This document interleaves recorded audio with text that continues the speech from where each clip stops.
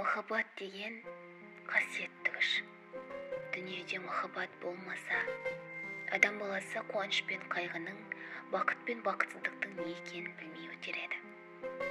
Махаббат бірақ қоқыс емес пе? Өзі де сәнді, әні де сәнді. Дүниеде аққудан әдемі құс бар ма? Сондай-ақ махаббаттан әдемі, одан қымбат адамға сезім бар ма? Аққуда туға, махаббатты қорлауға болмайды. Махаббат әні, аққу әні. Оның сұлу ырғағын естудің өзі адамның өмірдегі бір тәтті арман емес пе? Әрине, аққуды ататындар да, махаббатты қор ететіндер де табылады. Бірақ олар дүниенің қызығын, сәнін түсінбеген бейшаралар.